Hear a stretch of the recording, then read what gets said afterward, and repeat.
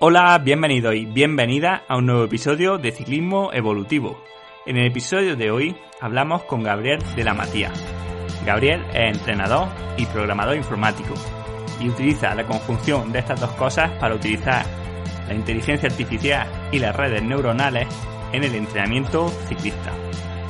Y en la entrevista vamos a hablar precisamente de esto, de datos, de aprendizaje, de redes neuronales y de cómo la inteligencia artificial puede ayudarnos a tomar mejores decisiones como entrenadores. Y sin más, os dejo con la entrevista. Hola Gabriel, bienvenido al podcast. Hola Manu, gracias por invitarme. Soy fanático de los podcasts, los escucho cuando estoy en el rodillo, así que me sirven mucho para poder desenfocarme del sufrimiento y escuchar tus podcasts. Bueno, pues yo también tengo muchísimo interés en escuchar lo que nos puedes contar. Creo que es un tema muy novedoso, pero también que tiene unas potencialidades muy buenas, lo que creo que vamos a hablar. Pero antes de empezar, me gustaría un poco que nos contases, pues, quién es Gabriel de la Matía, o sea, pues cómo, porque fuiste deportista, pero bueno, quiero saber un poco, pues, qué estudiaste, cómo fuiste llevando tu vida hacia el entrenamiento de deportistas. Bien, bueno, yo en realidad empecé a estudiar matemática y todos estos temas en el secundario. Acá en Argentina se llama industrial, que vendría a ser una rama del secundario donde se ve mucho física, matemática y química. En mi caso era electrónica. Y ahí empecé a hacer ciclismo y natación en esa época, pero nada, todo en forma muy, muy suave, sin programas de entrenamiento, nada. Después entré a la ingeniería electrónica. También hice a la par ingeniería en software, es decir, con las equivalencias de las matemáticas y todo, se me hizo muy sencillo hacer las dos materias, dado que yo estaba programando y en el tema de computadoras desde los 12 años. Así que toda la parte de ingeniería de software era bastante sencilla.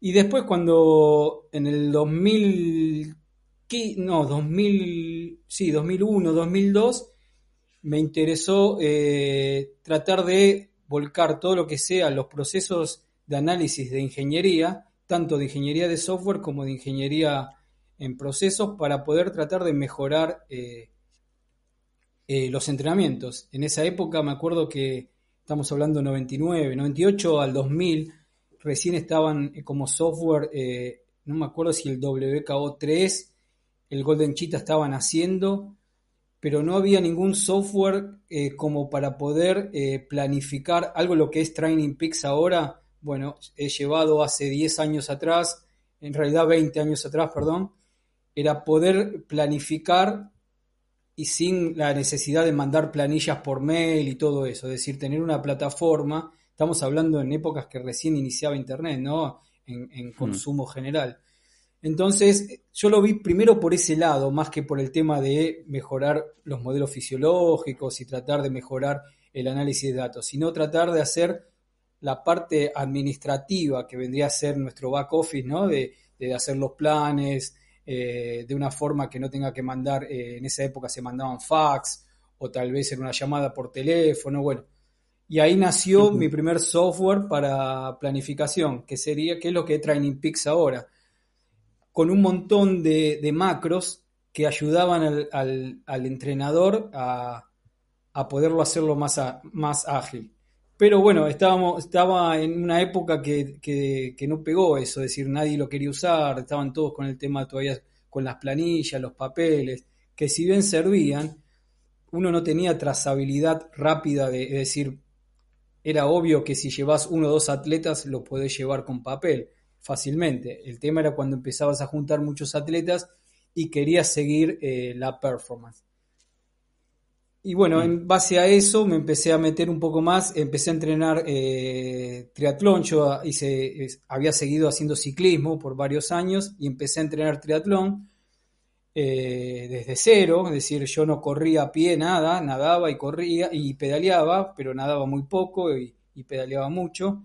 Y empecé a entrenar con Philip Esquiva.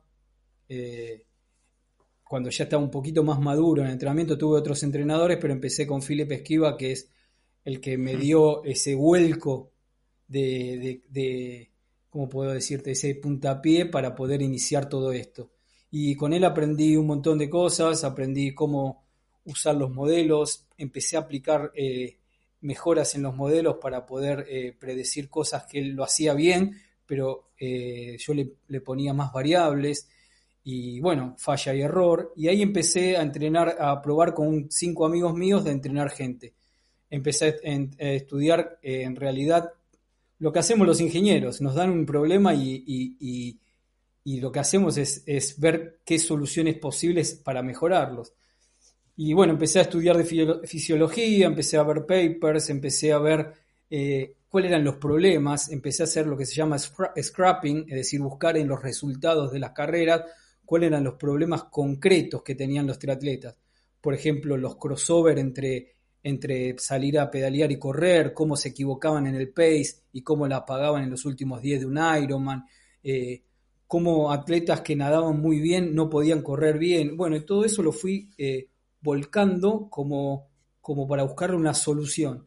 Y bueno, y eso fue lo que me motivó a mí de empezar a probar modelos, a tratar de buscar soluciones, y como tenía gente que en esa época estaba dispuesto a probar cosas y era muy disciplinada, es decir, gente que no se sacaba el gadget para nada, es decir, tenía los datos de todas las actividades, de todo lo que hacían en tiempo y forma. Y lo que tenía también es que esa calidad de datos era muy buena, porque desde el principio yo les enseñé a los chicos a calibrar los medidores de potencia, a poder hacer los Storm Test de los Power Tap que había en esa época. Es decir, nos preocupamos mucho por la calidad de datos. Y así, bueno, fue pasando el tiempo, hice un curso, quería tener una credencial de entrenador, entonces hice un curso hasta llegar al nivel 3 de entrenador, como para poder tener una credencial de entrenador y entrenar gente. Y empecé a entrenar gente. Estaba en la parte de SEO de una fábrica que hacíamos envases para alimentos y llegué hasta ser presidente de esa fábrica, manejando 200 personas y haciendo todo lo que sea ingeniería de planta, todo, y a la vez hacía esto.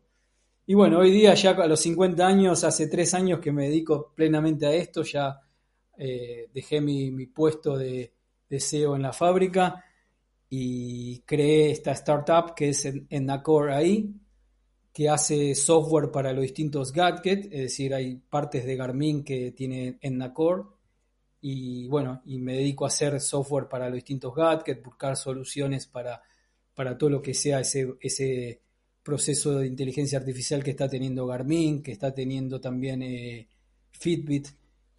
Y a la par lo tengo todo el set de millones de datos que tengo de estos últimos 10 años de atleta. Entonces con ese data mining, con ese big data, es donde pruebo yo todos los modelos. Y en resumen eso son 20 años de triatlón, he corrido Kona, he desclasificado en Kona, gracias a Esquiva que me armó unas mejoras muy buenas, y esa es mi vida del triatlón y los datos. Bueno, pues genial, la verdad que ha sido una vida hasta ahora por lo menos muy, muy interesante.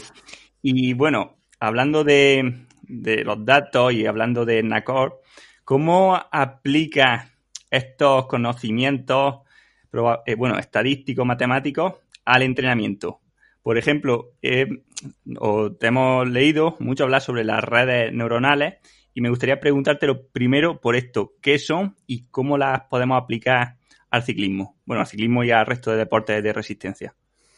Bien, bueno, lo que primero te voy a contar es que no hay ninguna magia y no es muy fácil encontrar el fit de los modelos, es decir, no es que uso una red neuronal y en una semana te estoy sacando un modelo que te va a predecir.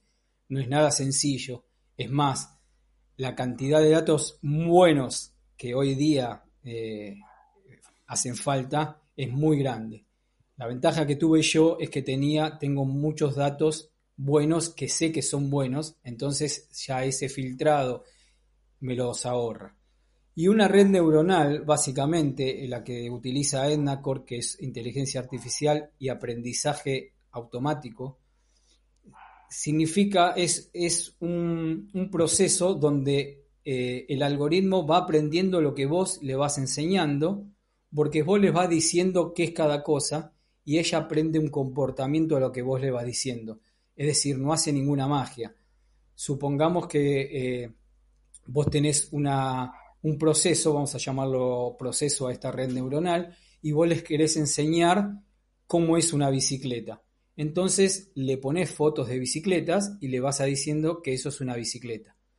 Lo que hace esta red neuronal, aprende esos patrones que va leyendo de las fotos. Entonces cuando vos le pongas una foto de una bicicleta, te va a decir ¿es una bicicleta o qué probabilidad es de una bicicleta?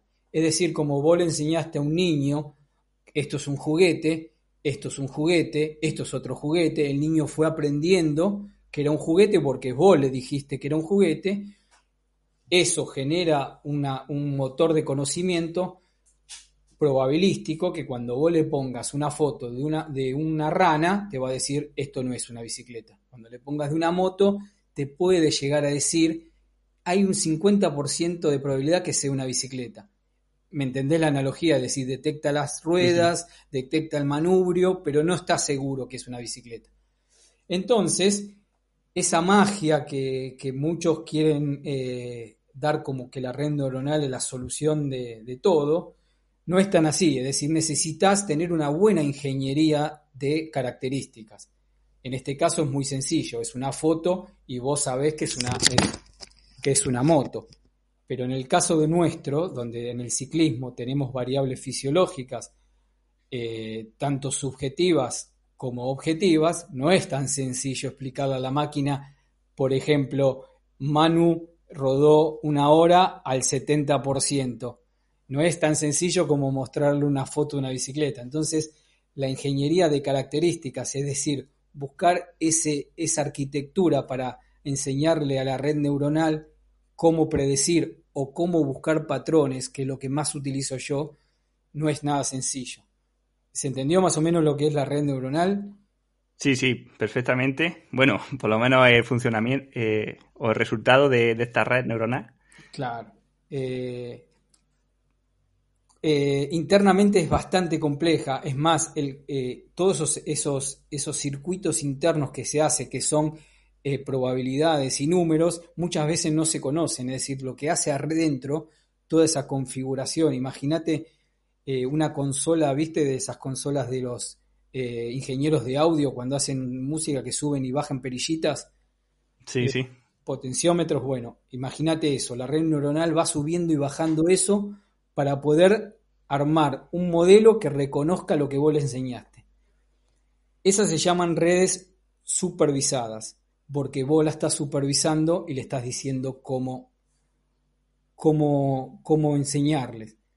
Y generalmente para probar esas redes lo que se hacen es se buscan 2 lotes de información.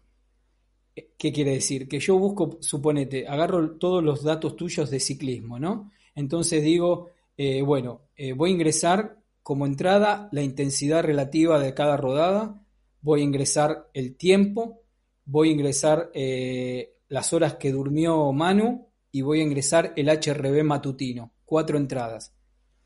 Entonces, les voy a decir que bajo esas 4 entradas, ese día que Manu rodó al 80%, que rodó 2 horas, que durmió 7 horas y que su HRV a la mañana le dio 70, Manu me dijo que se sintió muy bien. Variable subjetiva que califica todas esas variables objetivas que vos mandaste al principio.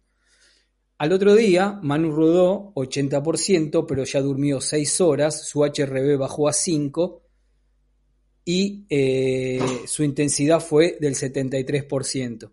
Y Manu informó que ese día no se sintió bien. Eso lo va aprendiendo la red neuronal y yo utilizo todos datos de Manu. Para probar esa red neuronal, yo puedo utilizar datos míos con la misma configuración y ver si la red en realidad generaliza. ¿Qué quiere decir? Que si la red aprendió a buscar esos patrones y no solo aprendió lo que yo le enseñé de Manu, sino que esa enseñanza le sirve para cualquier tipo de atleta. ¿Me seguís hasta ahí? Sí, sí. Es decir, que yo tengo que lograr que la red neuronal aprenda un comportamiento general, no solo de Manu, que trate de aprender un comportamiento de cómo es un ciclo de entrenamiento para una etapa una carrera de ciclismo de 3 etapas, o por ejemplo para un Ironman, es decir, para cosas concretas y que pueda evaluar a todo tipo de atleta. Eso es lo más difícil que tenemos que lograr, que muchas veces en muchos atletas se logra y en otros atletas que no. Y esto es lo que desmitifica esa magia que muchas veces es marketing de la red neuronal, que vos ves que usando una red neuronal se detectó el cáncer en el ojo de tal persona. Es decir, hay una validación muy grande que se debe hacer y con mucho cuidado tratar los datos. Claro, al final es un poco el principio de individualización, ¿no? Es como si decimos que la media de cualquier población que cojamos casi al azar va a ser de 1,75 de altura, pero luego entre individuos pues va a haber grandes diferencias, ¿no? Y quizá en esto de las redes neuronales me gusta muchísimo el concepto porque supera con creces problemas que tenían, por ejemplo, los modelos lineales de impulso-respuesta. Y es que, por ejemplo, pues tienen en cuenta la complejidad de una situación determinada, ¿no? O sea, cuando ponía el ejemplo ese perfecto, ¿no? De Manuel hace 1 hora a 70%. Claro, ahí tienes que añadirle 1000 inputs más, ¿no? Manuel hace 1 hora a 70%. Manuel está triste porque se peleó con su amigo. Manuel tiene los depósitos de glucógeno al 100%. Manuel trabajó en altura, ¿no? Todas esas cosas, quizás creo que es lo más complejo, ¿no? De hacer que esta red funcione bien, ¿cierto? Cierto, lo que trata la ingeniería de características es tratar de buscar, es lo que yo insisto muchas veces con gente que recién entra a los datos. Viste que vos ves, hoy día ves mucha gente que utiliza el WKO y muestra datos, muestra chart y muestra mucha cantidad de datos. Y vos, algunos posts tuyos que he leído que me gustan, que dicen no necesitamos tanta cantidad de datos. Es decir, nosotros como Data Science necesitamos buscar la mínima cantidad de datos representativas. Es decir, no me sirve llenar la red neuronal de un montón de datos porque lo que me va a generar es mucha entropía. Entropía quiere decir mucho error proyectado y sistemáticamente. Yo necesito buscar esa cantidad mínima que a mí me genere algo representativo. Y eso es lo que realmente es el arte, el state of the art de la ingeniería de características, que es la materia prima de estas redes. Por eso es cuando, viste, yo veo esos gráficos, suponete, de correr con el stride, que veo el Q-leg, el Key-leg, el F-max, el stance time, y veo un montón de otros datos que uno ve ese chart, que lo único que ves es curvas que no las podés relacionar una con otra y en realidad no te están diciendo nada si la ves a simple vista. Entonces nosotros necesitamos ir al mínima cantidad de datos que podamos representar información. Y lo bueno de esto, que aparte de predecir, porque lo más difícil de predecir el futuro es conocer el futuro, es poder buscar patrones. ¿Qué quiere decir esto? Imagínate que vos estamos hablando con volúmenes de atletas, ¿no? Es decir, si yo tengo un equipo de ciclismo de 6 o 7 integrantes, mucho esta búsqueda de patrones no sirve. Pero imagínate, llevate vos al cabo, nosotros en el equipo tenemos 150 personas, 152, entre triatletas, en mountain bike, ciclismo, y nosotros necesitamos buscar patrones, por ejemplo, de aquellos que responden más al volumen que a la intensidad. Porque vos sabrás muy bien que el atleta amateur no tiene esa cantidad de horas que todos deseamos que tenga para aplicarle ese hermoso programa que tiene un elite o un profesional, que le decís hoy 4 horas en Z2, porque lo que buscamos es una estamina y buscamos ese estrés después de las 3 horas y buscamos ese consumo de grasa después de las 3 horas. Vos le decís hoy, yo le llego a decir a un médico que entreno hoy, el martes rodá 4 horas y se me ríe en la cara. Entonces nosotros necesitamos tener esa discriminación y poder buscar ese volumen e intensidad justa para poder proporcionarle a ese atleta amateur que quiere buscar resultados lo mejor posible. Sabemos que va a buscar resultados bajo sus características, nunca va a poder superar a aquel atleta que puede hacer todas las cosas bien y se dedica a esto. Pero bueno, dentro del horario, buscarle, dentro del horario disponible, sus condiciones de vida y toda su genética fisiológica que tiene, buscarle ese mix entre volumen e intensidad. Y eso es lo que las redes neuronales saben hacer muy bien y nosotros necesitamos mucho tiempo para hacerlo. Es decir, eso fácilmente yo lo puedo realizar por medio de, como vos dijiste, agarrar el modelo de impulso-respuesta de Barnister o agarrar el PMC de Coogan y ir configurándolo de una forma que me dé buenos resultados y esos resultados que sean alimentación reciclada de esta red neuronal. Entonces, lo que yo voy a tener poder es ir individualizando. Puedo llegar a decir, Manu, Gabriel, Pepe, Juan son alta respuesta al volumen. Entonces, es en vano que a esta gente, con esa restricción horaria que tenga, la pongo a hacer muchas horas en Z2, ejemplo. Pero, ¿qué pasa? Adriana, Pedro y Joaquín no reaccionan bien al volumen, reaccionan bien no reaccionan bien a la intensidad, necesito darle más volumen. Cuando yo le doy intensidad, su curva de performance cae muy rápido. Entonces armo todo lo que se llaman clusters de atletas alta respuesta, baja respuesta, y yo los tengo individualizados bajo esa forma. Y la idea es que aquellos atletas de baja respuesta los puede ir pasando a respuesta media. Y ese es el state of the art. Es decir, tratar de ese atleta Pepe, un atleta, como le dicen ustedes, un globero, tratar de meterlo a un atleta un poquito más de más calidad. Y eso es el estado de arte, porque suponete, si vos agarrás un atleta de elite, no lo vas a estar llenando de hits y de un montón de cosas porque ya el motor lo tiene. El atleta de elite necesita entrenabilidad, es decir, necesita otro tipo de entrenamientos, necesita otro tipo de volúmenes. Entonces, esa parametrización, esos patrones, te lo da el conocimiento de estos datos. Che, ¿me seguiste o me fui muy por las ramas? Sí, me salen algunas preguntas interesantes de esto. Lo primero, creo que además lo que decía al principio de tu intervención, porque recuerdo esa conversación que tuvimos en Facebook, ¿no? Donde decía, es que los datos o muchísimos datos es malo. Y claro, no es que sean malos, es que, digamos, tenían mucho ruido. O tú me hiciste ver, ¿no?, que el problema no eran los datos, sino que no los estábamos utilizando bien, que digamos que estábamos utilizando sistemas de impulso-respuesta, sistemas lineales, ¿no?, el típico de TSS, de Bannister, en un mundo biológico que es complejo, que depende de multitud de factores y de partes que se interrelacionan y no podemos utilizar, digamos, matemáticas para determinar la velocidad a la que va a caer una manzana al suelo, ¿no?, como hacía Newton, sí, para saber las respuestas que va a tener un organismo al estímulo de entrenamiento, ¿no? Y quizás de ahí venía el problema de que hasta ahora la forma en que se ha utilizado parte de la matemática en el ciclismo había sido una forma negativa, o que yo sentía, ¿no?, y siento todavía que hacía en muchos casos más mal que bien. Y con esto ahora de las redes neuronales,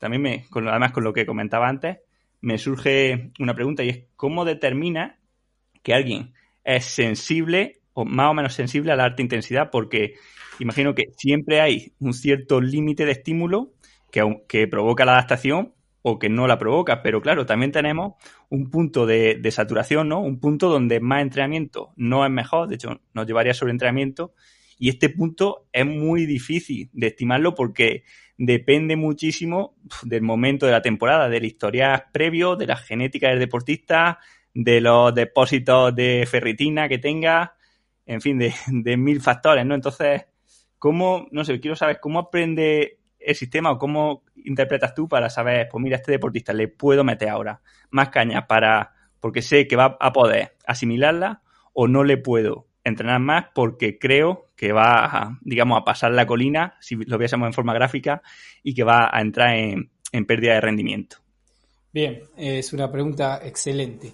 Y parte de la respuesta, sin desviarme, es sobre cuando empezaste a nombrar condiciones que se le empiezan a producir al atleta, es decir, baja de glucógeno, ferritina y esas cosas. Y yo quiero que en un momento de eso lo dejes aislado. Las causas las dejes aisladas, esas son causas.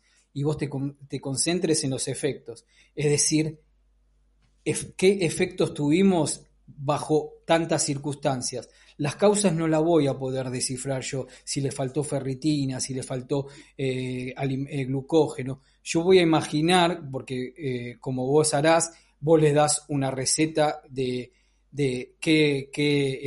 cuál es el plan nutricional para distintas fases. Lo que yo voy a comprobar es que esa receta se está cumpliendo. Es decir, Manu, estás en los 4 gramos por kilogramo de carbohidratos diarios, sí. Entonces eso yo lo voy a tener en cuenta cuando analice el resultado. Yendo al otro lado, es decir, como vos dijiste, estos modelos de Bannister, impulso-respuesta, son modelos lineales. ¿Qué quiere decir lineales? Que Bannister lo que te está diciendo es que la ganancia que voy a tener cuando tenga 100, por ejemplo, CTL, va a ser la misma proporcional que cuando tenga 140 CTL. Y nosotros sabemos que eso es mentira, porque cuando vos estás muy cerca del límite, la adaptación empieza a ser muy finita. Entonces, como es un modelo lineal que sus ganancias son proporcionales en el tiempo y se repiten, ese bosque me va a estar engañando. Si bien Esquiva en el modelo de impulso-respuesta lo que hace es incorporar lo que se llama una ecuación de Hill, H-I-L-L, es que lo que hace es que en un momento ese modelo saturable, no saturable, que es el modelo de Bannister, es decir, el modelo de Bannister nunca satura, nunca tiene convergencia, sino siempre carga que vos le das, carga que la va sumando, carga que la va sumando, carga que la va sumando, pero no te dice en realidad si vos estás entrenando o en realidad te estás sobreentrenando. Entonces, Esquiva lo que incorpora en su modelo de IR es lo que se llama la Hill Equation, que lo que hace es discriminar ese sistema no saturable, lo transforma en saturable. Y después, aparte, algo que tal vez en el ciclismo no haga falta, porque el ciclismo no es tan complejo como el triatlón. Vos en el ciclismo tenés un solo casillero donde tenés que poner los distintos tipos de libros. Es decir, tenés que poner el librito de VO2, el librito de lactato y el librito de Z2 o estamina y endurance. Pero vos en un triatleta tenés que poner un librito de VO2 para la natación, otro librito de VO2 para el running, otro librito, ¿entendés? Se multiplica la complejidad. Y acá es cuando estos modelos lineales es donde, si no usas estas constantes de ganancia, que casi nadie las usa, porque si yo, con todos los que hablé, ellos siempre usan el K1 igual a 1 y el K2 igual a 2. Te estoy hablando de esas variables que 42 y 7 las tenés en presente, ¿no? En el modelo PMC. Sí. Todos usan 42 y 7. Exactamente. Usan eso porque generalmente los 42 últimos días es lo que te va a dar esa relevancia.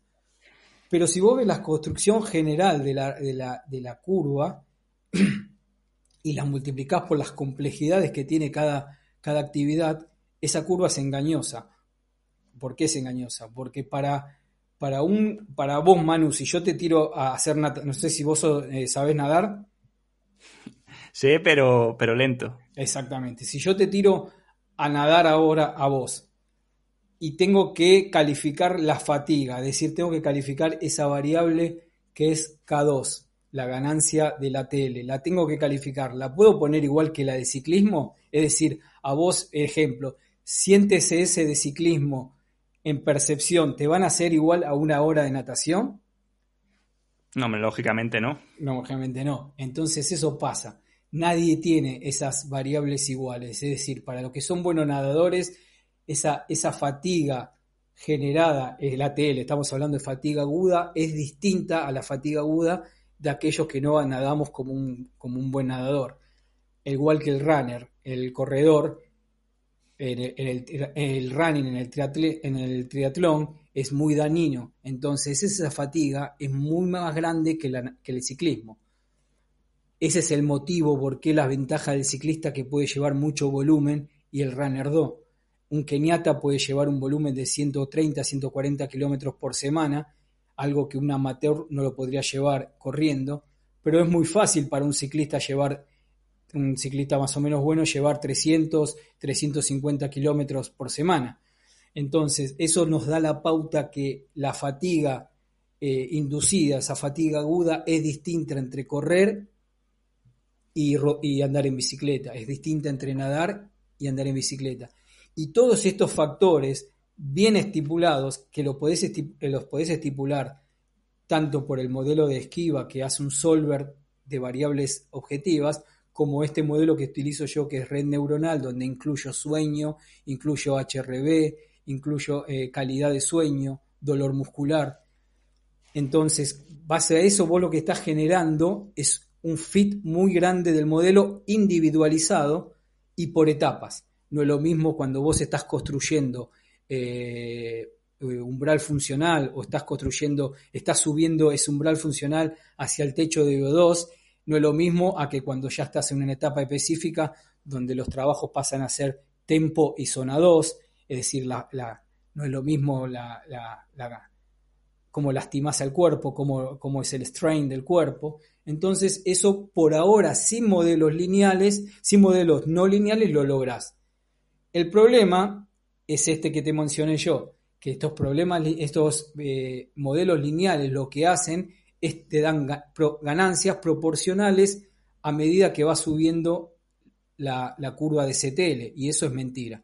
Entonces, vos al usar, por ejemplo, una red neuronal con una activación que se denomina ReLU, vos podés trazar esa curva de cuando el CTL ya va a tener que empezar a bajar, porque ya tuvo eficiencia, suponete, potencia dividido pulso, que te da un valor entre 2 para abajo, 1.9, ese valor empieza a bajar.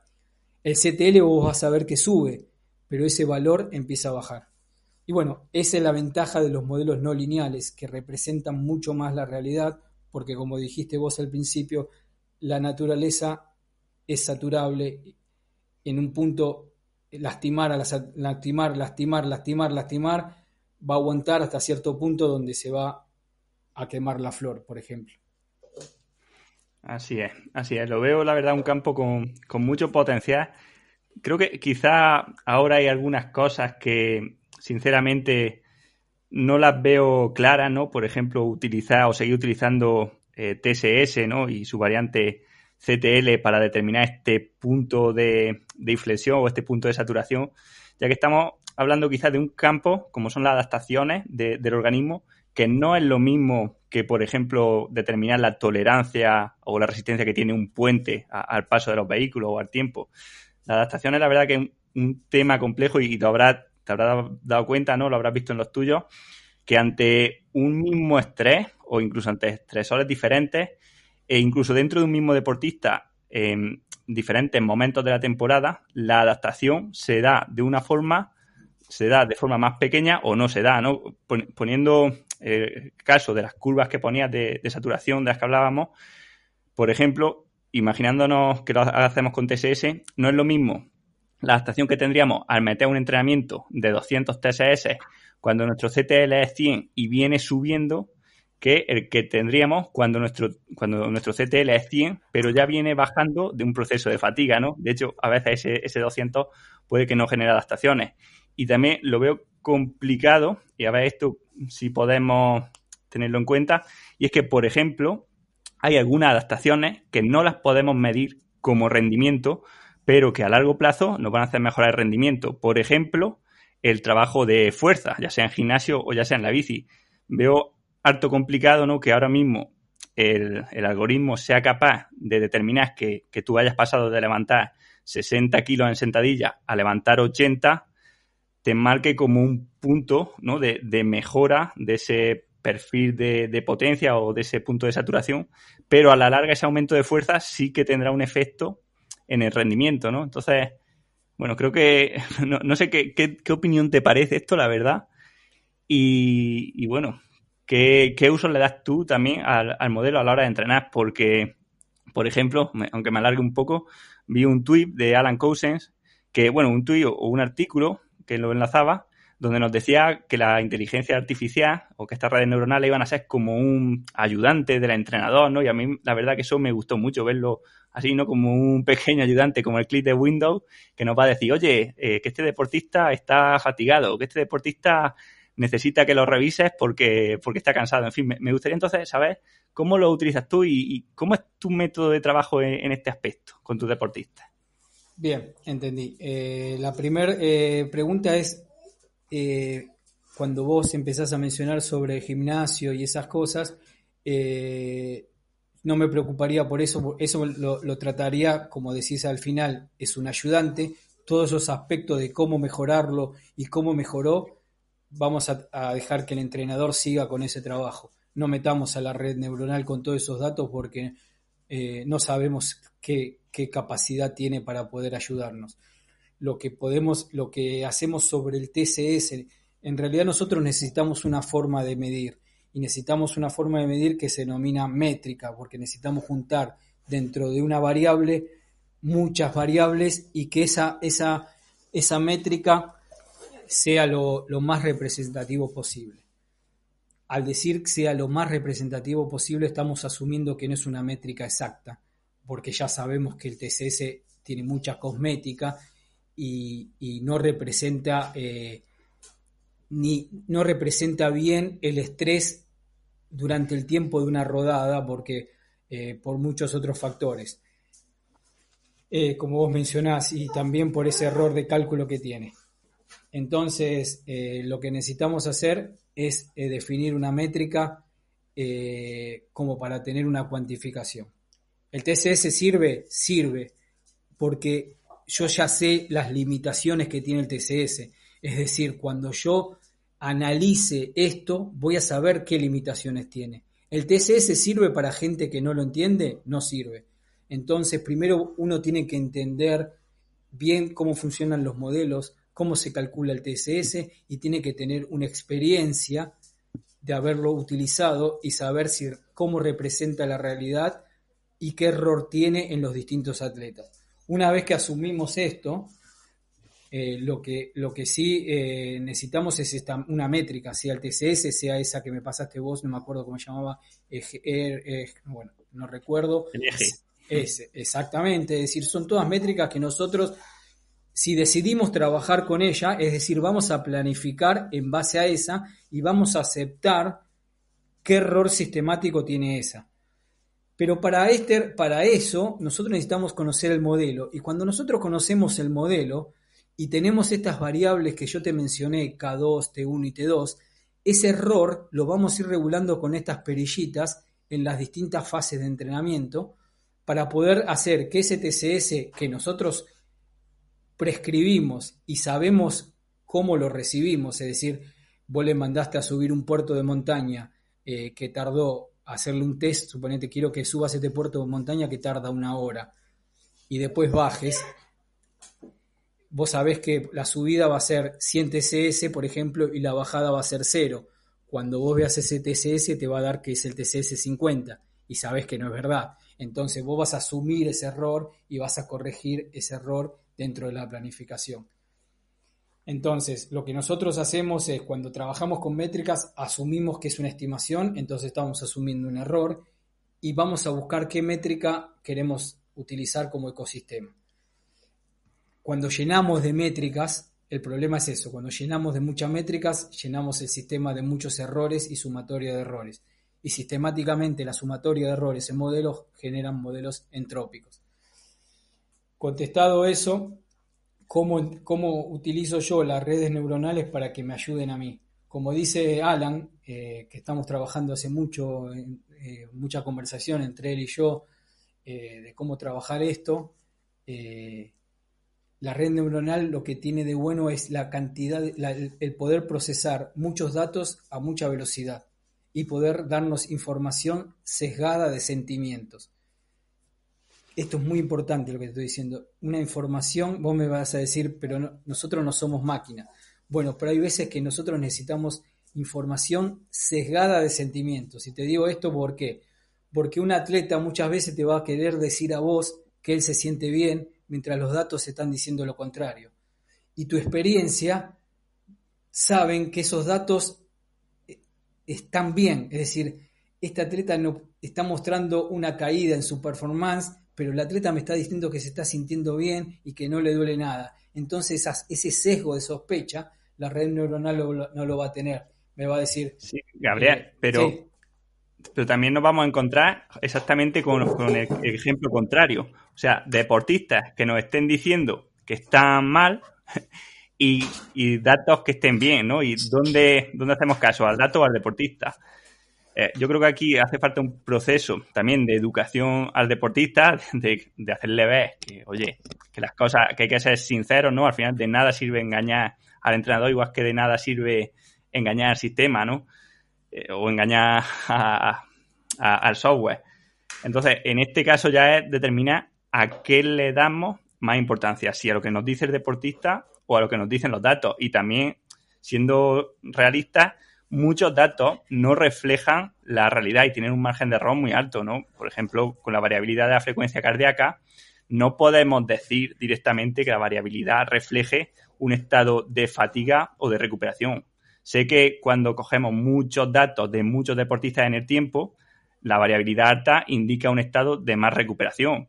Pero es lo mismo que decíamos antes, igual que si coges una muestra muy grande, pues, por ejemplo, ser más alto se va a correlacionar más con ser más bueno o tener más éxito jugando al baloncesto. La cuestión aquí está en que en el día a día, ¿no? En los casos puntuales, sepamos o tengamos una capacidad de tomar decisiones al corto plazo, ¿no? A que el deportista te diga, imagínate, si el deportista me dice que está bien y la variabilidad de la frecuencia cardíaca me dice el deportista está fatigado, pues quizás me tengo que plantear si esta variabilidad ha salido a lo mejor más alta, más baja, porque a lo mejor el deportista está un poco más estresado o se ha puesto el despertador o no ha dormido bien, ¿no?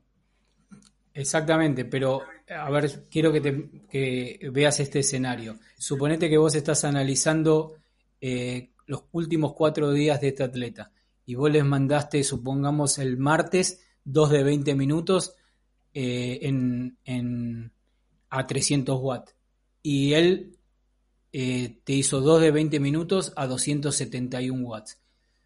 No le decís nada. El miércoles le mandaste un día suave por toda esa intensidad, le mandaste 2 horas de entrenamiento y vos ves que él siempre el endurance lo hacía a 220 watts, pero ayer lo hizo a 178 watts.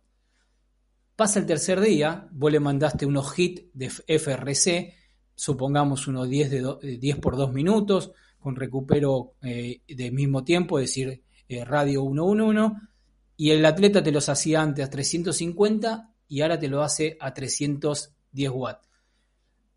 Ves esos valores crudos, ¿no? Entonces te metes en el perfil subjetivo y de vida del atleta y vos ves que el HRV está más bajo que lo normal. Ves que las horas de sueño están más bajo que lo normal. Entonces lo que haces es agarrás el WhatsApp y le decís, Manu, te noto un poco cansado. Manu, fanático del entrenamiento, esos que no quieren frenar nunca, y te tengo un montón de ejemplos, y como decía el Dr. House, la gente miente. Entonces Manu me dice, no, la verdad que no, que no tenía muchas ganas de presionar y no tenía muchas ganas. Entonces ahí es donde está el sesgo. Como yo precaución, en el ciclismo no tanto, pero en el running, donde podés lastimar mucho al atleta, yo como precaución, la red neuronal me dice, Manu está notando registros de HRV, de un montón de cosas, y una baja de performance importante, como hace Garmin, el software que yo hice para Garmin. Recomendamos un día de descanso. Entonces yo miro eso y miro el día de descanso.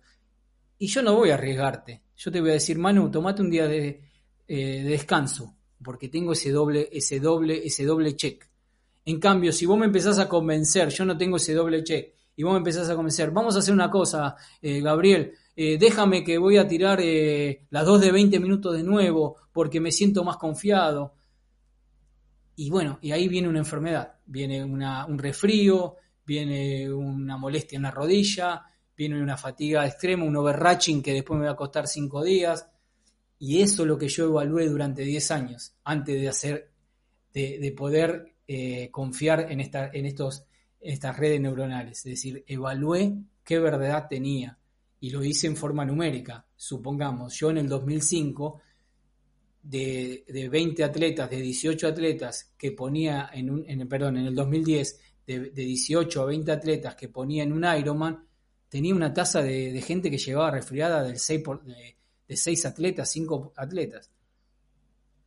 ¿Por qué? Porque tenía ese sesgo, porque el atleta me decía que quería entrenar, no podía aceptar que en la mitad del proceso esté cansado, ¿cómo voy a hacer? Entonces todo ese relato del atleta, que muchas veces es verdad, que se siente bien, y muy pocas es mentira, pero existe esa posibilidad.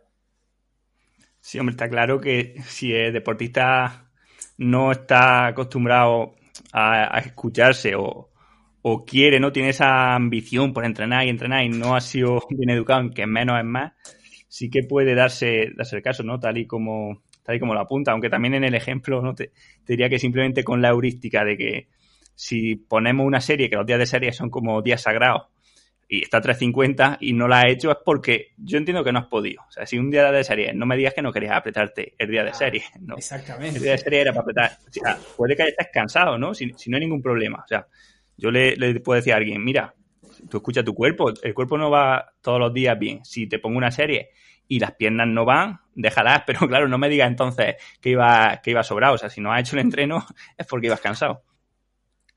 Exactamente, es eso. Lo que pasa es que nosotros tenemos que tratar de lidiar con gente que te va a decir la verdad y gente que te va a decir que quiere seguir entrenando. Y generalmente cuando esa gente que te quiere decir que quiere seguir entrenando, lo que va a pasar es que si vos no escuchás, no ves las variables que acompañan ese decaimiento o ese overreaching, se termina, por lo menos en mi experiencia y en lo que mis 10 años de data science sobre triatletas me dice, no tanto ciclistas, ¿no? Estamos hablando de triatletas donde es mucho más complejo, me dice que le tengo que hacer caso a lo que la red neuronal me dice, porque siempre se da lo que pasa. Es decir, tiene un fit muy grande porque la cantidad de datos que tiene esta red neuronal, cómo conoce el atleta, es tan buena como yo lo conozco a él.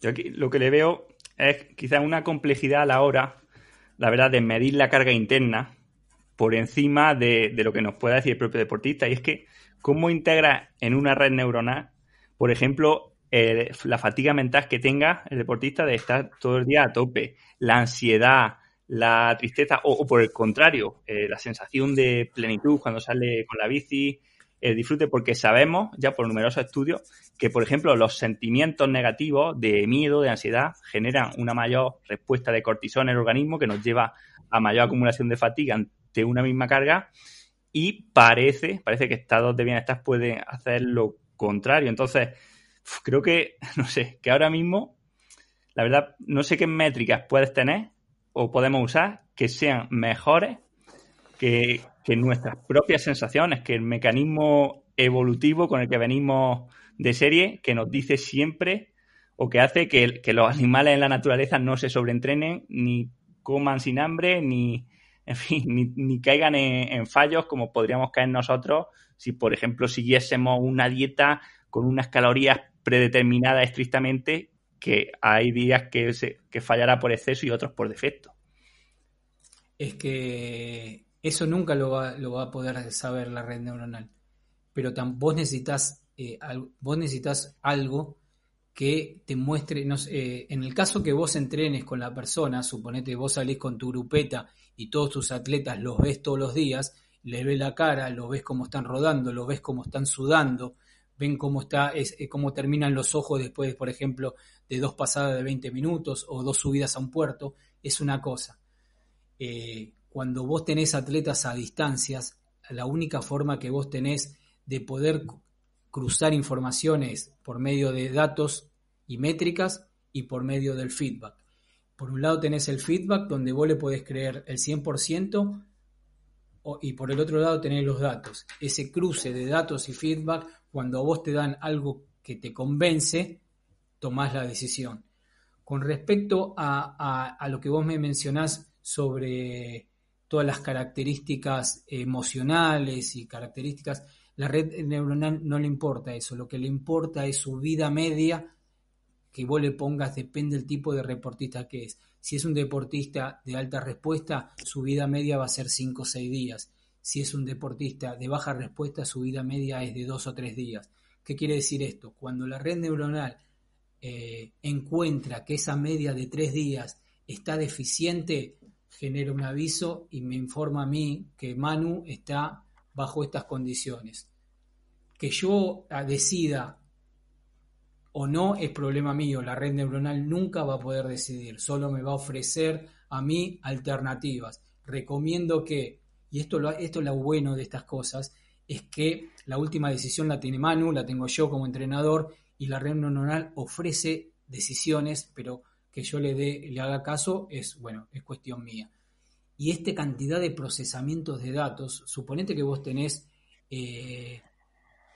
no sé, yo tengo hoy día 120 atletas y vos me decís, ¿cómo manejás 120 atletas? Bueno, porque yo generalmente me dedico totalmente a hablar con el atleta. Todo lo que sea el back office, todo lo que sea cálculo de datos, lo hacen robots. Es decir, y ahí te contesto la otra pregunta que había quedado, ¿cómo trabajas tú? A mí todo lo que sea procesamiento, no es que yo lo tenga que ir a buscar al WKO e ir a ver punto por punto cómo está el atleta. A mí generalmente tengo toda una infraestructura que dice que a mí estos sistemas autónomos me dan información ya digerida.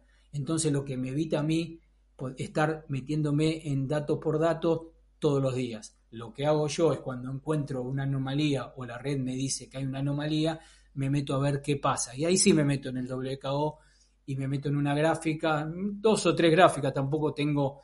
yo hice 2 o 3 paneles de control que son los que generalmente uso con muy pocas variables y me muestran cómo va el barco, ¿no? Pero bueno, tengo ese back office que a mí me ayuda bastante a poder brindarle el misma calidad de servicio a todos los atletas, es decir, analizar día tras día todas sus métricas diarias, vitales, compararlas con su entrenamiento y poder estar en el momento de decidir si ese atleta necesita un descanso o llamarlo por teléfono. Imagínate que yo no voy a estar llamando a las 100 personas todos los días, ¿cómo estás? Pero generalmente me genera una lista donde yo tengo que llamar a Pepe, a Manuel, a Claudia, porque veo anomalías. Y estas ventajas es la que habla Alan sobre estos sistemas que nos van a ayudar a nosotros a esto, no nos van a ayudar a cambiar esa percepción que tiene el atleta sobre el cuerpo, que eso es lo que mejor el atleta va a lograr. Pero para lograr eso se necesitan varios años, es decir, el atleta, cuando viene un atleta nuevo, un globero, un amateur, con ganas de aprender, con ganas de mejorar, esa percepción del esfuerzo, ese conocimiento del cuerpo no es instantáneo.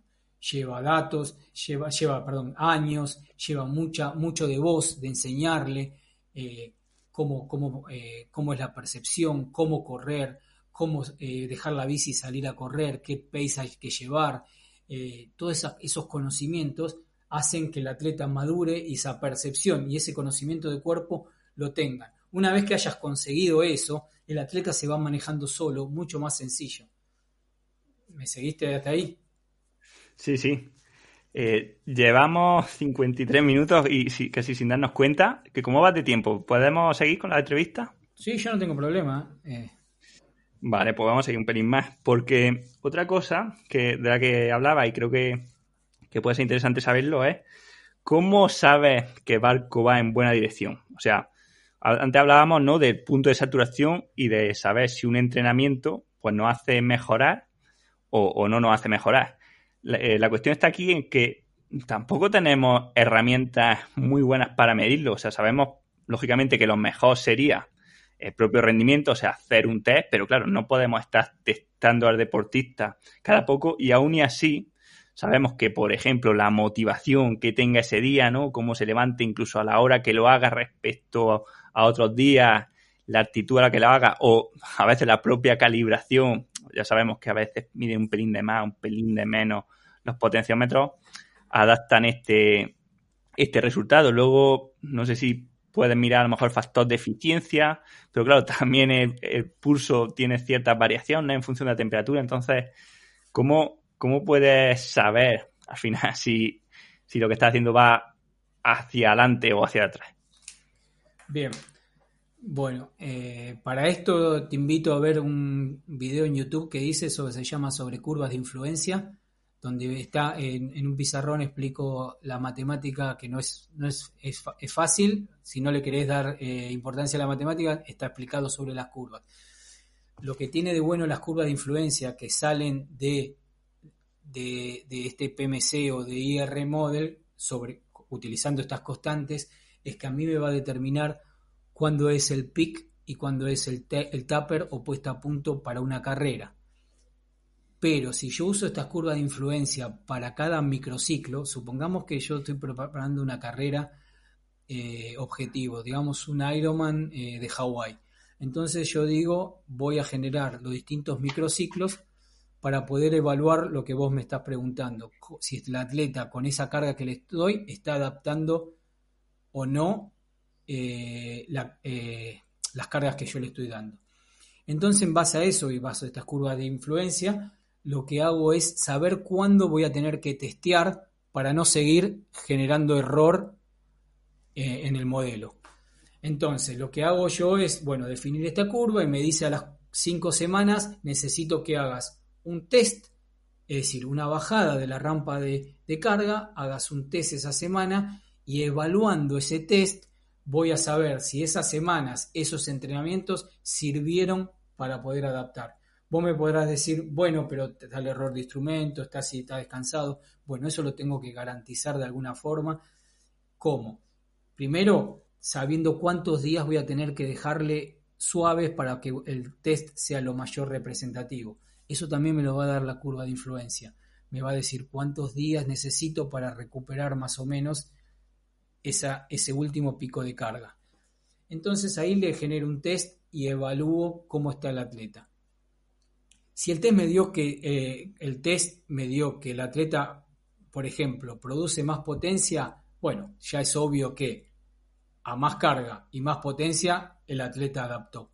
Si el atleta me produce la misma potencia, también es bueno. Es decir, no bajó la potencia a medida que subió la carga. Otro símbolo que está adaptando bien. Porque hay atletas que ya no pueden subir más la potencia, llegaron a su techo. Yo tengo atletas de 45 o 42 años, triatletas que su FTP siempre es el mismo, mantenerlo ya es un logro. Bueno, entonces ahí, si el FTP con 5 semanas de carga, con una rampa, supongamos de 3-4 CTL por semana, mantuvo ese valor de potencia, estamos en un buen camino. Ahora bien, ¿cuál es el problema? ¿Qué pasa si cae el valor de potencia? Bueno, si cae el valor de potencia, yo tengo 2 o 3 días más para generar otro test representativo. Es decir, hago el test más importante, pues supongamos un día martes, no me gustó cómo salió. Si salió muy bajo, quiere decir que ya las rampas de incremento de todas esas semanas que yo hice son muy elevadas. Tengo el otro microciclo para cambiar T1 y T2 del modelo para llevarlos a que la fatiga de este atleta es mucho más elevada que la que yo calculé. Entonces me va a dar qué rampa de incremento tengo. En base a eso ya no voy a hacer microciclo muy largo, voy a hacer un microciclo más corto y ver cómo se comporta. Si ya me está bajando aún más la potencia, digo, este atleta no puede cargar más y lo voy a mantener en una meseta para que yo no baje más este CTL. ¿Por qué? Porque el atleta no está durmiendo bien, porque tiene mucho trabajo, por un montón de factores que lo voy a tener representados por los datos que me está cargando. Ese es el peor caso que tenga. El atleta no me está adaptando y lo tengo que llevar a una meseta o a una reestructuración global del macrociclo. Lo que me está diciendo que no va a tener una buena carrera. Es decir, la elección de la carrera no fue buena porque muchas veces uno elige una carrera, más en el Ironman, donde tiene que anotarse muchos meses antes, elige una carrera y no sabe cuáles son las circunstancias que le van a tocar. Más trabajo, encontré un trabajo nuevo y tiene que cambiarse, el niño no anda bien en el colegio y está de acá para allá para llevarlo a aprender a otros salones matemática y otras cosas, y bueno, no sabe, la vida es así. Entonces, ese es el más complicado. En el caso que yo tenga potencia la misma, pero la carga subió, está adaptando. En el caso que tenga más potencia y la carga subió, estoy en el mejor escenario. ¿Fue claro? Quiero que te olvides de todas las mini variables que, es decir, nosotros tenemos que enfocarnos en un proceso de arte, es decir, tenemos que tratar de buscar con la poca cantidad de variables lo mejor que podamos hacer. Estamos hablando de procesos, como te dije, procesos saturables, fisiológicos y multifactoriales. Si nos vamos a meter en un montón de pelillos, no vamos a poder planificar nada. Y sin planificar nunca vamos a llegar bueno. Entonces, como te dije anteriormente, quiero que te metas en la cabeza que nosotros estamos estimando un error. Es decir, nosotros estamos asumiendo errores, estamos estimando. Lo que vamos a hacer es que esta planificación año tras año tenga la menor cantidad posible de errores, y eso lo vamos a lograr generando los patrones, guardando esta cantidad de datos que yo te estoy diciendo y generando año tras año estas curvas de influencia y modelos de impulso-respuesta bien configurados para poder decir, bueno, tenemos esta herramienta que en este atleta nos funciona bien. Sí, la cuestión, como yo lo veo, es que estos pequeños mini detalles, o sea, el dolor en una uña del pie termina con el guerrero más fuerte. O sea, es que por pequeño que nos parezca algo, un mini detalle, a la larga acaba siendo súper importante. O sea, si quitamos las abejas del ecosistema, que son una cosa muy pequeña, cae todo el sistema con él, ¿no? Y lo mismo aquí, creo que si empezamos a descartar pequeñas variables, pequeñas o grandes, ¿no? Porque al final creo que, por ejemplo, la fatiga mental o la ansiedad pueden ser variables grandes, pero si las quitamos al final, el sistema va a tener más y más errores. Pero bueno, pero Manu, son causas. Son causas. Nosotros estamos vos cuando haces un plan, tanto en ingeniería, es decir, cuando vos haces un plan, haces el proceso óptimo y decís, este proceso tiene un 95% de probabilidad de éxito. Pensá que nosotros estamos haciendo modelos estocásticos, es decir, tenemos mucho azar. Como decís vos, se le rompió la uña, le picó una abeja en el ojo y se quedó 3 días sin entrenar. Son modelos estocásticos, tenemos mucho azar dentro de cada día. Lo que pasa es que nosotros esto lo planeamos de antemano y después, a medida que vaya día tras día, se va a ir cambiando. La ventaja de estos sistemas que no son determinísticos, es decir, yo no le doy, tomá, vos querés correr un Ironman, toma, esto es enero, esto es febrero y esto es marzo. Llamame cada fin de mes y decime cómo vos estás. ¿Entendés? Eso es determinístico. Yo no sé, es decir, yo determino que el atleta va a comportarse de tal forma y lo mando a hacer esa ruta de entrenamiento porque estoy convencido que no le va a ocasionar nada. Y otra cosa es relevar el tema en forma estocástica. Yo sé que le voy a tener que planificar semana por semana, es más, tal vez semanas voy a tener que cambiar un miércoles porque le picó una abeja, porque tuvo un día de trabajo muy grande.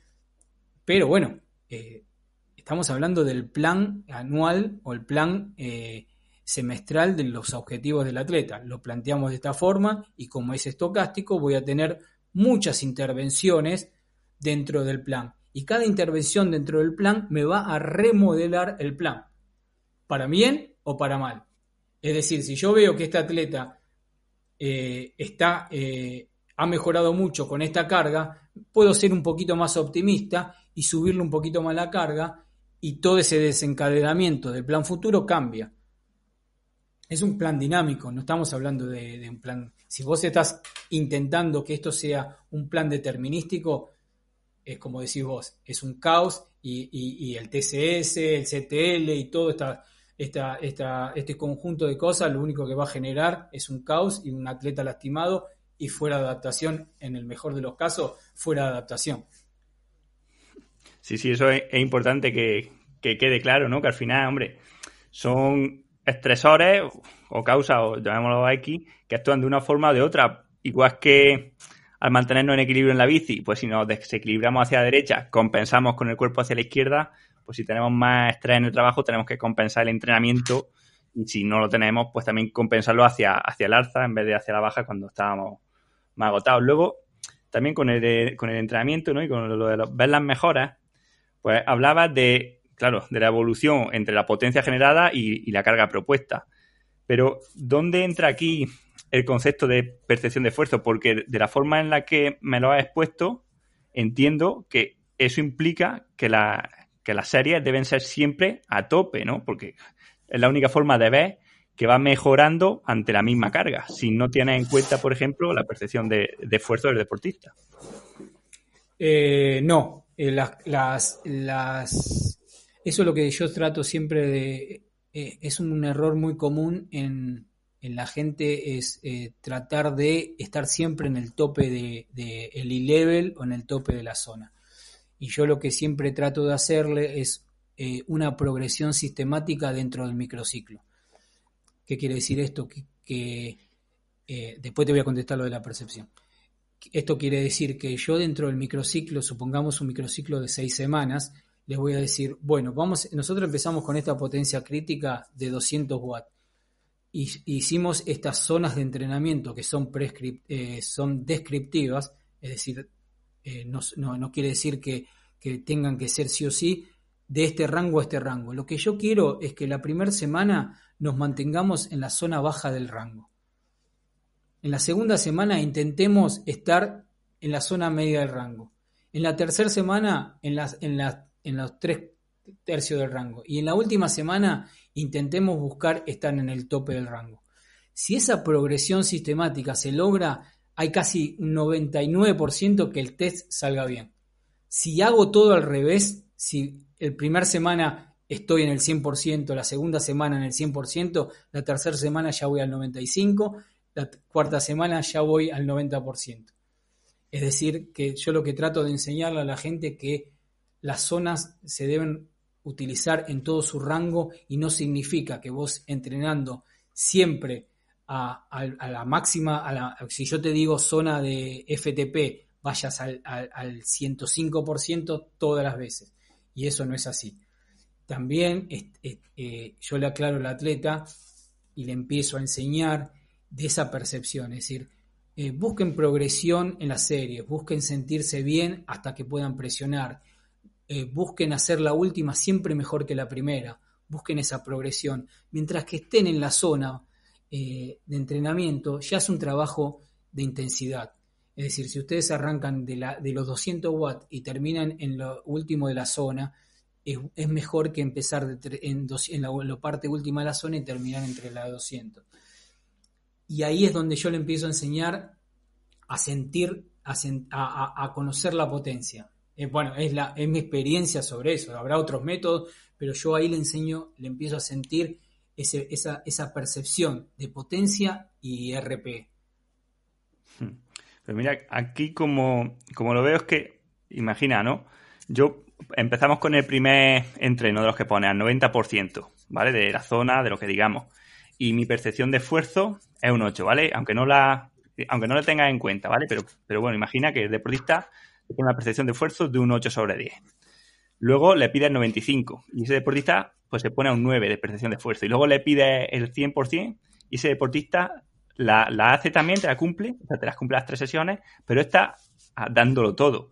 Eso no implica que el deportista haya mejorado, simplemente que se ha esforzado más duro en las sesiones siguientes que en la primera. Pero de ahí no puedes decir de ninguna forma, por lo menos no de esta forma, que el deportista está mejorando, ¿no? Tienes que tener algo que nos diga, oye, el deportista va a más vatios con menos esfuerzo o con el mismo esfuerzo va a más vatios o bueno, la ha hecho toda a tope, pero este entrenamiento pues me hizo 3x10 y en la siguiente me ha hecho 3x12, vale, pero es que en el primero ya lo hizo a tope. Pero por eso tengo los test y por eso tengo la eficiencia. Es decir, si la percepción del esfuerzo es costo-beneficio, si el costo me subió, es decir, las pulsaciones me subieron para producir la misma cantidad que antes me hacían a menos pulsaciones, el esfuerzo que yo requiero, es decir, el gasto que yo tengo es mucho mayor. Entonces ahí yo lo que comparo es la eficiencia y la potencia. Menos eficiencia para misma potencia es que el atleta, su percepción del esfuerzo fue menor. Y después tengo el test, es decir, yo no me guío por cómo fue solamente la potencia durante el microciclo, me guío sobre cómo salió el test. Y en el caso que el test ya se ha salido bueno, ya estoy notando que mejoró la potencia crítica en tanto porcentaje. Si encima de eso la potencia crítica mejoró y su pulso a esa potencia crítica bajó, el atleta no solo mejoró la potencia crítica, sino es más eficiente sobre esa potencia crítica. Sí, pero aquí también entra en juego lo que lo sabes perfectamente, que al final la eficiencia tiene mucho margen de error. Ya no solo, mira, ya no voy a decir lo básico, ¿no? Que sería por la temperatura o que sabemos que cuando estamos más descansados, pues la eficiencia es más baja porque el pulso es más alto. Es que si comparamos diferentes entrenos entre sí, simplemente por la dinámica de la frecuencia cardíaca, por ejemplo, porque tarda en subir, tendremos que en intervalos más cortos la eficiencia va a ser mayor que en intervalos más largos, aunque no estemos más en forma, simplemente porque los primeros minutos del intervalo el pulso aún está subiendo. Entonces, en lo de los test, por supuesto, ¿no? Ahí sí que lo veo la mejora clara, pero en fin, creo que se podría beneficiar mucho el sistema de redes neuronales si ahí, de alguna forma o de otra, fuésemos capaces de meterle la percepción de esfuerzo, la fatiga, el estado de estrés del deportista, el estado de ánimo. Sí, eso está contemplado, ¿eh? El deportista, el estrés del deportista lo toma, en caso que el Garmin, los nuevos Garmin guardan el HRV diariamente, toman medidas sistemáticas del HRV en todo tiempo del día. Y en base a eso generan generan un estrés parasimpático. Eso, los que tienen los que tienen ese tipo de reloj, la red neuronal directamente toma ese valor. También tienen la opción, que yo últimamente la saqué, sobre dolores musculares y eso porque había mucho error de percepciones, o no me resultó útil. Y con respecto a lo que vos me decís de la eficiencia, es totalmente cierto. Bueno, yo lo puse en un hilo de Facebook el otro día, que no podemos comparar entrenamientos, un entrenamiento con otro entrenamiento, porque hay un montón de otros factores, como decís vos, la temperatura y cuándo los hayan hecho. Una de las cosas que yo hago al respecto, para reducir ese problema que mencionás, y vos tenés razón, es siempre recetar los trabajos de intensidad a cierta hora del entrenamiento. ¿Qué quiere decir esto? Supongamos que tengo 2 horas de ciclismo, lo que hago es decir, ustedes van a hacer las 2 de 20, va a ser siempre lo último que hagan de cada sesión. Es decir, van a hacer 1 hora 20 de zona 2, endurance, y ahí van a ser las 2 de 20. Con eso me garantizo que siempre la intensidad está en el último periodo, donde la frecuencia cardíaca se acomodó un poco mejor que si la hago al principio. ¿Me seguiste en eso? Sí. Sí, sí. Pero estoy totalmente de acuerdo con vos en que comparar entrenamientos de distinta época o distinto clima o distintas circunstancias, si la hizo indoor o outdoor, es bastante complejo. Con respecto a lo que vos me decís sobre el estrés y todo eso lo contempla la red neuronal. EndnaCore contempla todo eso. EndnaCore se hizo para los gadgets que tienen todo ese tipo de inferencia, ¿no? Todo ese conocimiento de tu estado del diario lo tiene y lo incorpora. Sí, pero lo incorpora, o sea, a través de la variabilidad de la frecuencia cardíaca, ¿no? Sí, lo incorpora ahí porque mi experiencia sobre la consulta, yo también puse una tabla de decisión Después, fíjate, en mi muro puse una tabla de decisión, un árbol de decisión. Un árbol de decisión lo que hace es busca las relaciones y por medio de probabilidades desencadena cómo fue el comportamiento de algo. Y vos fíjate que yo hice un árbol de decisión sobre variables subjetivas y variables objetivas y se relacionan perfectamente. Es decir, cuando el atleta dijo que estaba estresado, que estaba cansado, en el lote, que no me acuerdo si era un lote de 50 atletas míos o 100 atletas, el HRV fue 100% representativo. Entonces lo que hice yo fue sacar un montón de cosas que no me daban resultado. Sí, hombre, aquí te digo lo mismo que decía antes, ¿no? Que a veces cuando hay muchos números en grandes poblaciones, la correlación aparece, pero que al tomar decisiones solamente de un deportista de un día a otro, ahí esa relación tiene un margen de error muchísimo más grande. No te creas, ¿eh? No te creas, ¿eh? Sí, eso puede ser, no te digo que es un 100%, pero estamos hablando, como dije yo, estamos hablando de estimaciones. Una estimación, mientras que esté superando el 80, el punto 08 o el 85, estadísticamente es una buena predicción, es una buena estimación. Y en el orden del HRV y la percepción del atleta sobre el estrés y sobre cómo se sintió, estamos hablando de mediciones buenas, ¿eh? No me hables de HRV en la muñeca, estamos hablando de una buena banda cardio donde esté implementado bien la medida de el ANT para poder agarrar todo el ciclo del HRV, la frecuencia del HRV. Estamos hablando de una aplicación buena de HRV, como puede ser HRV Elite. Estamos hablando de buenas medidas. Estamos en calidad de datos entre el 91 y 92. En relaciones, estoy hablando de 150 atletas. También Alan tiene en su batería de atletas una buena relación. Es decir, no te creas que es tan variable el asunto cuando cuando te vas al mundo. En este caso, estoy hablando, en este caso particular. Bueno, sí, desde luego habría que verlo, ¿no? En cada caso. Yo te hablo por la experiencia que tengo con deportistas, por ejemplo, con variabilidad de la frecuencia cardíaca, y es que, hombre, si sacas todo el año y sacas medias semanales, probablemente vayas viendo un aumento con el aumento de estado de forma, pero o sea, de día a día, o sea, de un día que se supone que debería estar baja porque el día de antes compitió y le sale alta, eso pasa un montón de veces y viceversa, ¿no? Entonces, sé que hay cierta relación y está claro que la variabilidad es una de tantas cosas que ocurren dentro del organismo que tienen una relación con la recuperación, con la fatiga, con el nerviosismo, como hablábamos antes, con la ansiedad, con mil cosas. Pero no creo que sea más potente que la propia percepción de fatiga que tiene el deportista, por ejemplo, cuando se levanta y se pone a hacer cosas o se pone a trabajar, o cuando sales con la bici ya en los primeros 10 o 20 minutos, ya sabes si va o no va, pero bueno. Sí, no, bueno, estamos... eso que mencionás a lo último también pasa muchas veces, no sé si a vos te habrá pasado, es que cuando vos te levantás muy cansado, después de los 30-35 minutos ya estás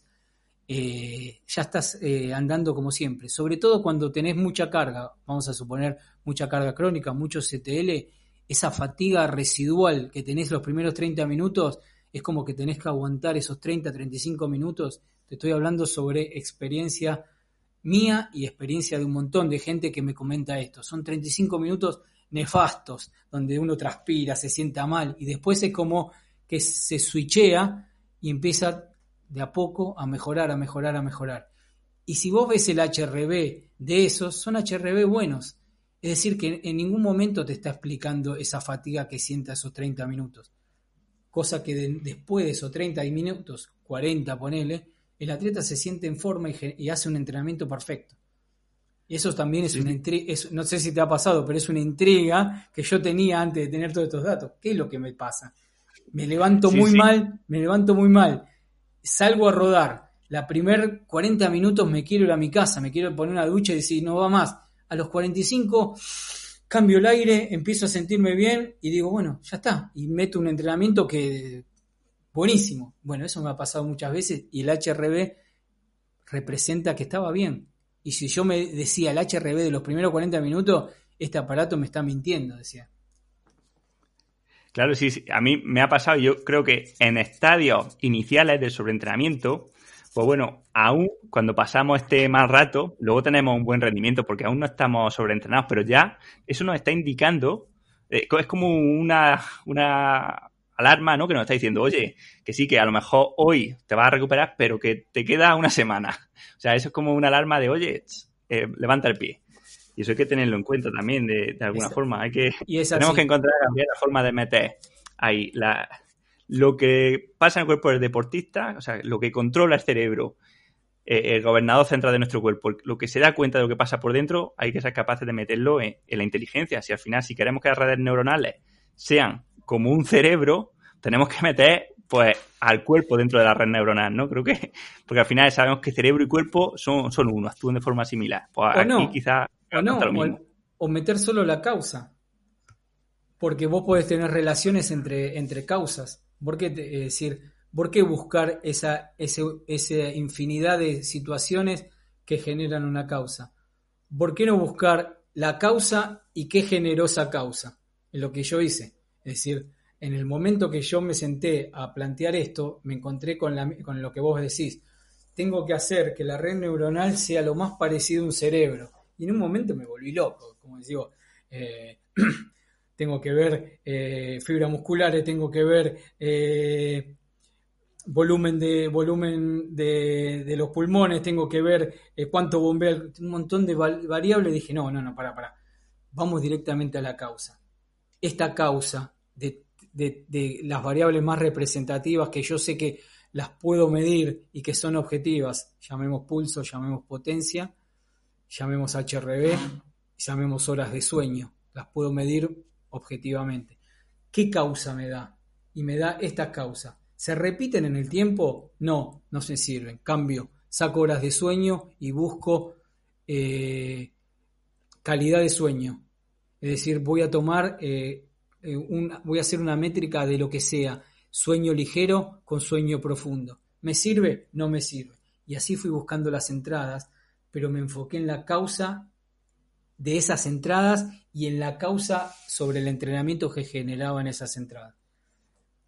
Tal vez no lo puedo transmitir esto, pero quiero que te enfoques en las causas y no en los efectos de la causa, porque si nos enfocamos en los efectos de la causa, como decís vos, hay inmensidad de efectos que yo no los voy a poder meter en una red neuronal porque por cada día y por cada atleta voy a necesitar una computadora de la NASA para poder procesar esa cantidad de atletas. Entonces me enfoco en la causa y esa causa que reflejó un buen entrenamiento, sí. Y al otro día, ¿qué reflejó? Un buen entrenamiento, sí. Y la media de 3-4 días, ¿qué reflejó? Un buen entrenamiento. Señor, cuando el atleta duerme 7 horas, el HRV está sobre el nivel de 7, el volumen fue 2 horas y la intensidad promedio fue 80%, durante los 3-4 días rindió esto. Y eso, sí. Y ese conocimiento lo va a ir guardando y va guardando cada vez más y va a guardar las veces que no pasó, las veces que ese entrenamiento con las mismas condiciones tuvo otro efecto, y va a guardar todo eso y en base a eso me va a dar la decisión. Sí, pero Gabriel, no sé si lo he entendido bien, pero con causa te refieres a la respuesta. O sea, por ejemplo, en este caso que poníamos antes, la causa puede ser la ansiedad, ¿no? Y la respuesta, pues la elevación de cortisol, por ejemplo, ¿no? O la bajada de la HRV. O sea, hablabas en este caso, de tener en cuenta las causas, o sea, de tener en cuenta la ansiedad, las peleas o el entrenamiento, o de tener en cuenta las respuestas fisiológicas. De tener en cuenta la respuesta, es decir, las causas. Vos tenés varios tenés causa y efecto sobre la red neuronal y tenés las causas y efectos sobre el entrenamiento que vos hiciste. Las causas las causas que vos tuviste sobre la red neuronal se deben a las entradas que vos elegiste. Las causas de esa red, el efecto de esa red neuronal son los que tuviste por causas de las entradas que le pusiste a la red neuronal y el efecto que produjo en los 4, 5, 6 o 7 días móviles del entrenamiento. Perfecto. Pasa bueno, que yo vamos te lo hablo así, pero esto está bueno verlo en valores y qué valores de predicción estás teniendo. Lo que hay que, como yo te mencioné en el principio, lo que hay que tratar es buscar la mejor ingeniería de características que a mí me den soluciones viables. Sí. Bueno, hay aún todavía muchos porqués, ¿no? Por determinar. Pero bueno, creo que la verdad llevamos casi 1 hora y media y como lo alarguemos más no lo va a escuchar nadie. Así que poco más, Gabriel. No sé si hay algo que haya faltado en la entrevista o que creas que sea interesante. Por ejemplo, bueno, una pregunta así ya para terminar, que así si fuese brevemente, ¿qué crees que es lo más importante, donde más correlación encuentras entre rendimiento y entrenamiento para los deportistas? Lo que más encuentro es la relación que más encuentro son horas de entrenamiento con rendimiento y intensidad. Perfecto. Es decir, intensidad y horas de entrenamiento es lo que más relación tiene con una buena adaptación. Y el descanso, obvio. Atletas que duermen 4 horas es imposible que puedan entrenar bien. Pero es básicamente eso, es decir, volumen, intensidad y descanso. Ahí se mueve el mundo del entrenamiento, ¿no?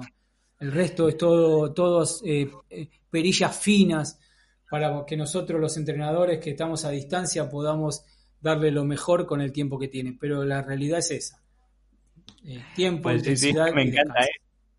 Sí, fíjate la vuelta que hemos dado a todo para al final decir, oye, que lo básico, entrenar, descansar y repetir. Exactamente. Lo que pasa que nosotros no lo vemos al atleta. Nosotros tenemos que tratar que no se lastime, que llegue a sus objetivos sin lastimarse. Entonces, tenemos que tener tenemos que tener datos de lo que está haciendo. Vos fíjate que, para terminar esto y no seguir dando números, vos fíjate que lo que vos recetás y lo que vos obtenés muchas veces no es lo que vos esperás. Es decir, vos recetás tal intensidad y obtenés otra intensidad. ¿Qué quiere decir? Que el entrenamiento que vos das no es realmente la realidad que vos obtenés muchas veces. Y bueno, y eso lo tenés que vos conocer. Y esa forma de conocerla es llevarla a un número que te quede en el tiempo. Perfecto. Pues nada, Gabriel, ha sido un placer tenerte en el podcast. Y para terminar, me gustaría pedirte 2 cosas. Una, ¿dónde pueden contactar contigo quien esté interesado? Y segunda, que me digas una canción que te guste y terminamos el episodio con ella. Bueno, yo generalmente pongo todo, yo uso mucho Facebook para compartir cosas que voy aprendiendo y que traer crítica para poder mejorarlas. Mi Facebook es Gato Snow, gato del animal, Snow de nieve, Gato Snow todo junto. Y la canción que más me gusta, un montón. Te puedo decir el grupo que más me gusta, que es The Cult. Vale. Y la canción la elijo yo, ¿no? Y la canción la elegí a vos porque hay un montón de canciones que me gustan. Vale, perfecto. Pues nada, un placer tenerte, Gabriel. Un saludo. Igual, Manu, estamos en contacto. Saludos a todos. Chao. Chao.